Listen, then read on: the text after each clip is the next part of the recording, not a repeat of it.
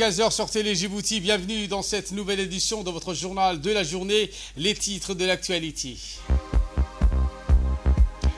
Le chef de l'État Ismail Omar Guelleh a rencontré Zen Jido, président du comité de la municipalité de la ville de Shanghai. Également dans l'actualité de ce 15 heures, le Premier ministre a reçu la visite du nouveau représentant de la FAO à Djibouti.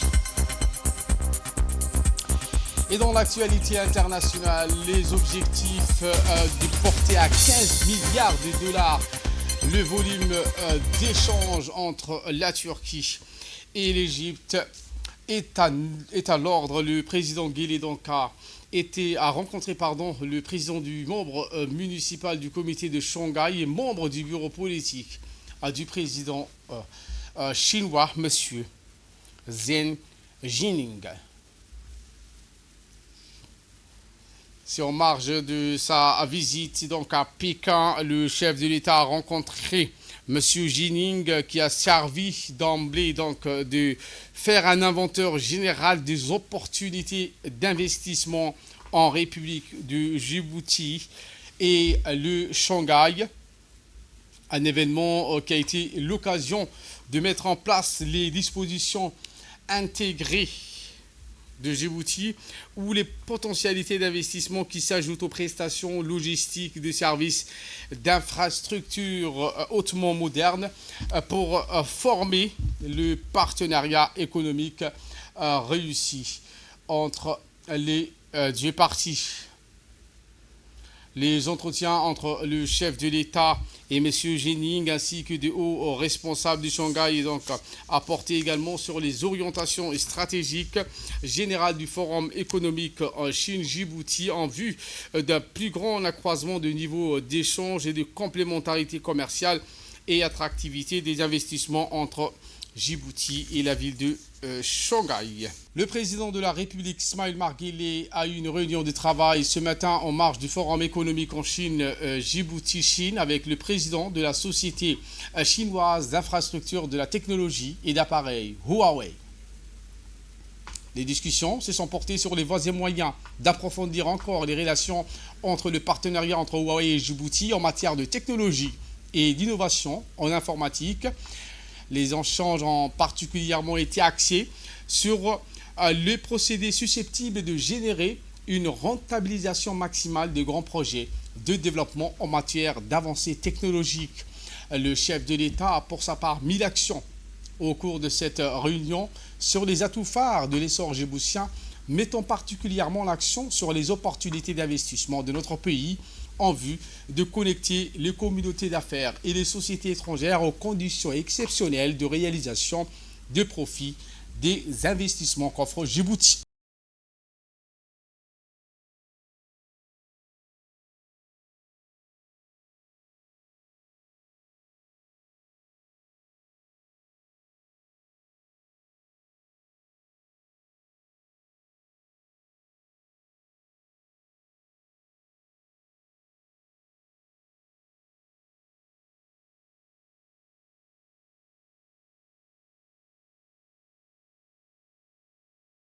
À Shanghai, toujours où a eu lieu le forum économique de Djibouti et Chine qui s'est tenu sous le haut patronage du chef de l'État. Un forum qui a réuni plus de 350 opérateurs et grands entrepreneurs chinois. Un événement pour évaluer les réalisations d'un gros plan et focus sur les dispositions de notre pays en matière de places commerciales et d'investissement à Djibouti. Organisé par l'autorité des ports et des eaux de France, ce forum a été riche et fructueux entre les chefs d'entreprises chinoises et djiboutiens pour créer des liens et des échanges sur les idées, mais aussi c'était l'occasion de passer en revue les atouts de l'essor djiboutien, mettant particulièrement l'accent sur les opportunités d'investissement à Djibouti. Connue pour être un centre d'affaires, la ville de Shanghai, première capitale économique chinoise, est une plaque tournante des affaires du monde.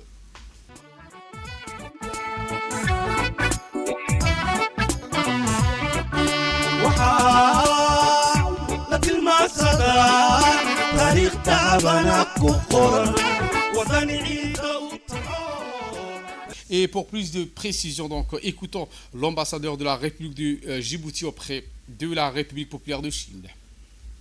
Mesdames et messieurs, chers invités chinois, vous avez aujourd'hui l'honneur d'avoir avec vous notre leader, M. Ismaël Omar Guelleh, qui depuis son arrivée à la tête de la magistrature suprême de notre pays en 1999 a mis l'accent sur la paix et la stabilité. Mesdames et messieurs, lorsque son Excellence le Président de la République est arrivé au pouvoir en 1999, la puissance coloniale française nous a légué un vieux port. Aujourd'hui, comme a si bien dit le président de l'autorité des ports, nous avons 5 ports. Et vous voyez les cheminements que nous avions pris en ce qui concerne le développement du secteur maritime à Djibouti. Et il y a aujourd'hui encore un autre port qui est en construction. La vision de son Excellence le Président de la République. Aujourd'hui, nous sommes à 13 banques qui sont opérationnelles à Djibouti. Donc, tout ça vous montre le leadership et la vision de notre Président. Pour faire une réalité de sa vision, le Président s'est attelé à construire la plus grande zone franche de l'Afrique à Djibouti. Le président de la Chambre de commerce, M. Douali, qui s'est exprimé donc lors de ce forum économique. Un terrain fertile pour l'investissement avec des secteurs prêts pour une croissance exponentielle et un gouvernement engagé à créer un environnement propice aux affaires. Cette position privilégiée nous permet de développer des infrastructures de la classe mondiale, telles que des ports polyvalents, des zones franches, mais aussi une télécommunication très avancée. Nos infrastructures ne se limitent pas seulement aux ports.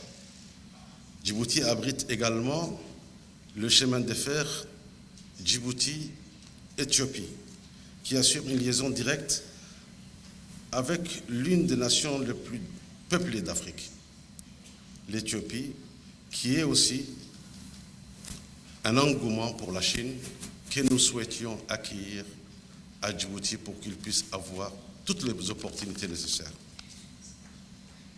Je voudrais mentionner aussi que le secteur numérique, Djibouti devient rapidement un pôle régional du TIC.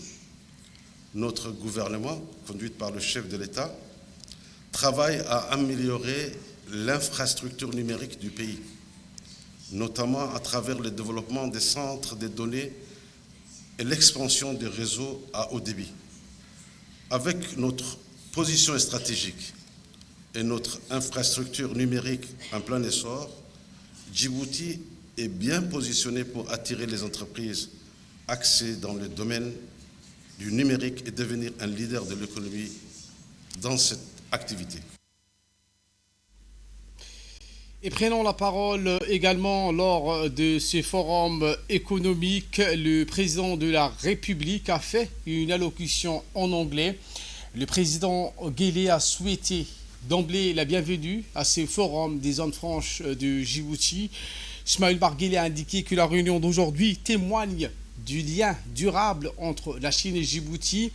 Un lien, a-t-il précisé, selon lui, à travers qui a traversé les siècles du commerce maritime le long de la célèbre route de la soie.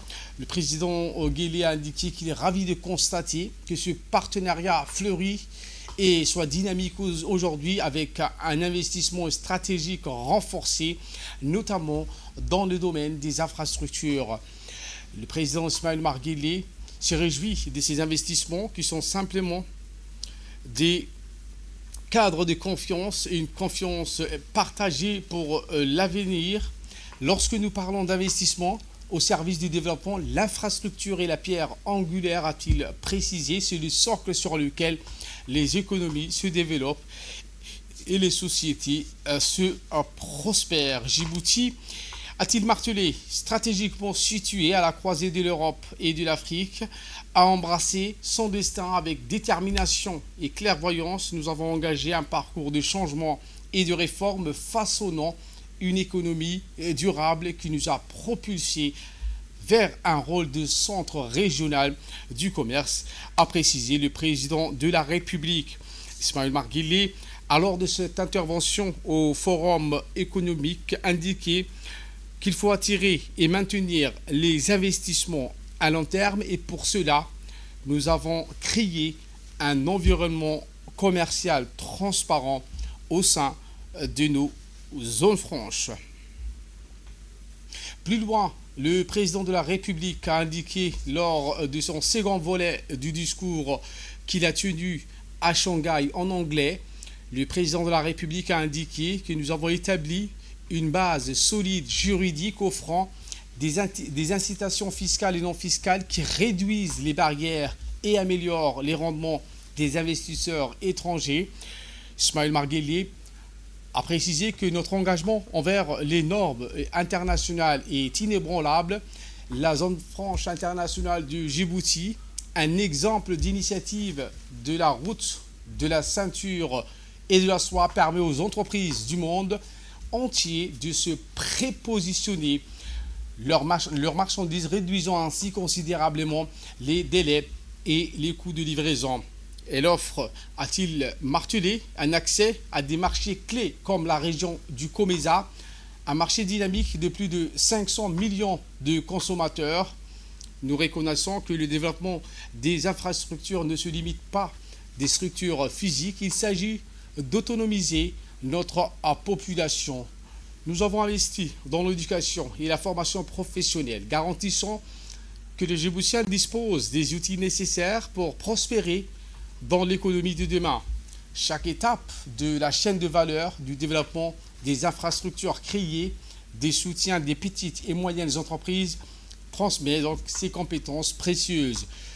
Je suis convaincu que ce forum produira des résultats favorables quant à la coopération économique entre la Chine et la République de Djibouti. Encore une fois, je vous souhaite à tous la bienvenue et attends impatiemment ce forum réussi et fructueux, a-t-il clos ses propos. On reste toujours en Chine où le ministre djiboutien des Affaires étrangères de la coopération internationale, Mahmoud Ali Youssouf, et son collègue de l'économie et des finances, Ilyas Moussa Daoualé, ont pris part en début d'après-midi à la 9e conférence ministérielle du Forum sur la coopération sino-africaine. Le palais des Hôtes de Beijing a abrité aujourd'hui ces 9e conférences ministérielles du Forum sur la coopération sino-africaine. Des assises qui sont notamment destinées donc à établir l'ordre du jour de cette conférence présidentielle prévue du 5 au 6 septembre. Le sommet africain auquel participent ces acteurs extérieurs qui se réunissent aussi régulièrement de Tokyo sur le développement de l'Afrique, qui s'est également réuni 8 fois depuis son lancement. Le 9e donc, sommet du FOCAC aura une structure légèrement différente des précédents, puisqu'il sera organisé en comité thématique coprésidé par la Chine et un pays africain. Eh bien, en marge de ce forum sur la coopération sino-africaine, M. Ilyas Moussa Daoualé, ministre de l'économie et des finances chargé de l'industrie, a conduit une délégation djiboutienne en visite au siège de la Banque populaire de Chine à Pékin. Au cours de cette visite, Daoualé a eu des entretiens fructueux avec M. Zhuan, vice-gouverneur de la Banque populaire de Chine, ainsi que des responsables des divisions internationales des paiements et règlements du système de paiement interbancaire transfrontalier. Les discussions ont porté sur la planification du centre de règlement en yuan offshore proposé par le gouvernement djiboutien. Les deux parties ont exprimé leur volonté de renforcer cette coopération en établissant des liens étroits entre la China International Payment System et la Silk Road International Bank à Djibouti. Cette collaboration vise à accélérer la mise en œuvre du projet de participation directe du CIPS, facilitant ainsi la promotion du yuan chinois à Djibouti et dans la région de l'Afrique de l'Est. Retour à Djibouti avec cette rencontre entre le Premier ministre, M. Abdelkader Kamel Mohamed, qui a reçu donc dans le salon d'honneur de la primature la visite de courtoisie du nouveau représentant du FAO, M. Nyarko Badayu. Face à une agriculture tributaire de la nature, les échanges ont essentiellement porté sur la dynamisation des orientations afin de conjuguer les efforts en vue d'avoir un rôle déterminant dans la diversification des actions tant dans l'élevage que pour formaliser des solutions énergétiques et améliorer ainsi la pêche mais aussi l'irrigation à l'aide des usages de l'eau de pluie.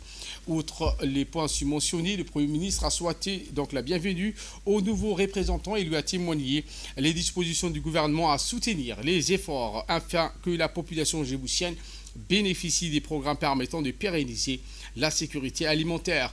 Rappelons, M. Nyarko Badaou rejoint la représentation du bureau de Djibouti de l'organisation avec une expérience de plus de 3 décennies dans diverses régions d'Afrique et du Moyen-Orient et une expertise du développement agricole pour répondre aux situations d'urgence et gérer donc les opérations sur le terrain. Le président de l'Assemblée nationale, M. Dileita Mohamed Dileita, accompagné de l'ambassadeur aux Émirats arabes unis et la délégation parlementaire djiboutienne, Moussam Ahmed, poursuit ses travaux donc de la deuxième journée de sa visite dans ce pays de l'Émirat arabe uni. Cette première étape de la visite de la grande mosquée de Cheikh Zayed Al Nahyan est ensuite le siège du Croissant Rouge émirati où le directeur de cette institution de bienfaisance a présenté les grandes lignes de sa contribution à travers le monde entier. Ensuite, cette tournée s'est déroulée au siège du Midjilis national fédéral émirati. M. Dileita Mohamed Dileita fut accueilli très chaleureusement par son homologue Sakar Rabash, président du Midjilis. Les discussions donc ont porté sur les voies et moyens d'approfondir les relations. L'actualité dans les régions de l'intérieur, notamment à Hayou, où globalement plus de 4000 élèves, tout ordre d'enseignement confondu, ont repris le chemin de l'école. Les enseignants, les directeurs d'école ainsi que les chefs d'établissement étaient à leur poste pour accueillir ces élèves. Toutes les conditions ont été réunies pour accueillir ces élèves dans un climat propice à l'enseignement d'apprentissage. Par ailleurs, dans le souci de rapprocher l'éducation des communautés éloignées, le MENFOP a entrepris un certain nombre d'actions telles que la construction d'une école à Bichidirou et une extension des infrastructures scolaires à Wadi pour accueillir les élèves de 6e année dans le cadre de l'école rurale intégrée. En effet, l'école fondamentale de Wadi a vu le jour et a accueilli ses élèves de 6e année des écoles d'Ilisoula, Rouré et Baoutila. Pour s'assurer du bon déroulement de la rentrée, une délégation conduite par le préfet de la région, du vice-président du conseil régional ont effectué une tournée dans les écoles et les établissements scolaires.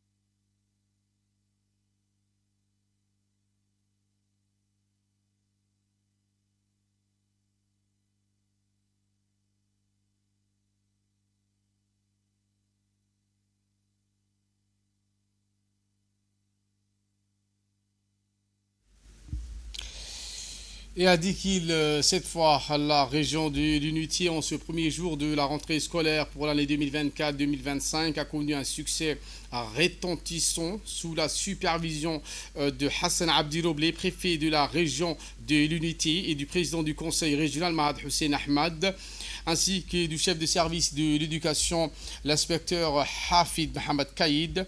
Tous les acteurs éducatifs de la région se sont mobilisés pour accueillir les élèves avec enthousiasme et dévouement.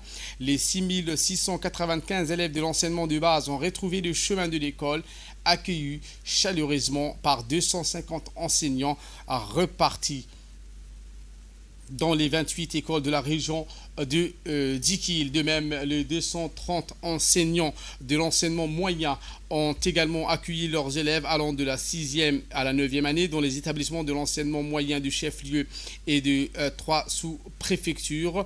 Le matériel hygiénique nécessaire ainsi que les fournitures scolaires ont été fournis à tous les établissements par le MENFOP afin d'assurer les conditions optimales pour les élèves et le personnel éducatif.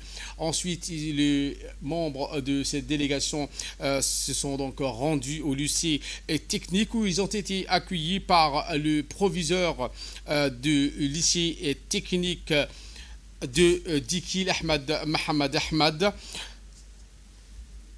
Rappelons que le ministère de l'Éducation nationale et de la formation professionnelle a pris en charge donc la cantine scolaire dès les premiers jours de la rentrée ainsi que les transports scolaires afin de garantir dans des conditions optimum la rentrée des classes.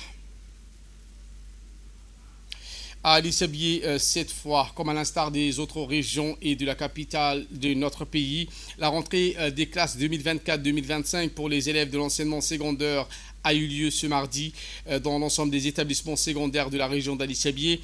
Tôt le matin, une délégation conduite par la préfète par intérim de la région, Mme Saïda Ouabari Assoui, est composée entre autres du président du conseil régional, Charmarka Hassan Al-Ali, des parlementaires de la région, de l'inspecteur régional, des responsables des forces de l'ordre en sillonné dans les établissements de l'enseignement secondaire pour superviser le bon déroulement de cette rentrée scolaire.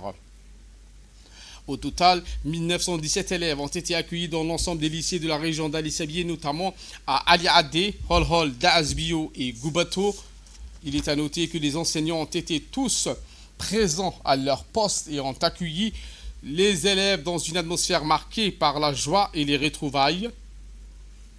Les chefs d'établissement ont pris les dispositions également nécessaires pour que les élèves accueillent dans un cadre agréable. Les membres de la délégation ont tous souhaité aux enseignants une bonne rentrée scolaire, une année couronnée de réussite et de succès. C'était donc les paroles de la préfète adjointe de la région, Mme Saïda Ouabari Assoui.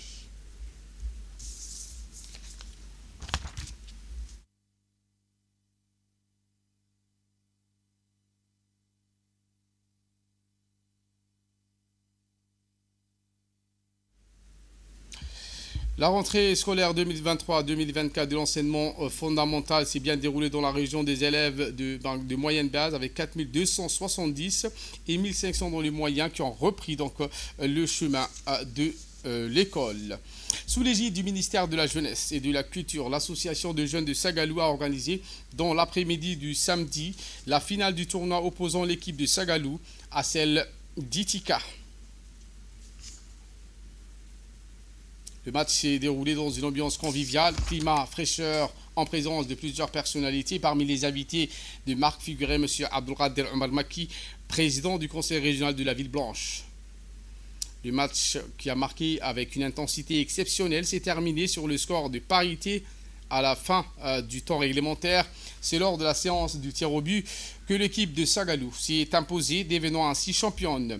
La journée donc s'est clôturée en apothéose avec une soirée d'animation musicale sous un ciel doux avec des artistes vedettes, l'on note Abayazid Ali, Harbou et Saïd Warsha qui ont donc animé la scène musicale, créant une atmosphère festive et conviviale pour les habitants de la ville blanche. Cette soirée a été un moment de partage, d'échange et de renforcement des liens communautaires. Elle a permis de célébrer la fin des activités estivales en beauté, tout en mettant en valeur les talents locaux et en offrant à la population une occasion de se rassembler autour de la culture avec la mélodie du célèbre artiste Abayazid Ali.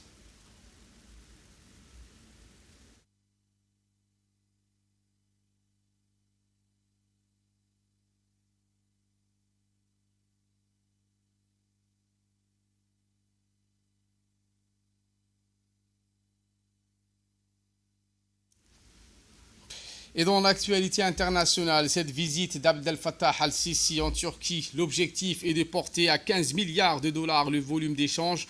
Dans le cadre de cette visite du président égyptien Abdel Fattah al-Sisi en Turquie, les deux pays devraient signer des accords dans divers domaines, de la défense à l'énergie, tandis que les objectifs est de porter à 15 milliards de dollars le volume des échanges commerciaux entre les deux pays. La situation actuelle des relations commerciales entre les deux pays et les mesures à prendre pour les développer ainsi que les attaques d'Israël contre Gaza seront à l'ordre du jour. Voilà pour l'essentiel de ce 15h. Merci de votre fidélité. Restez avec nous. Le programme continue sur Télé Djibouti.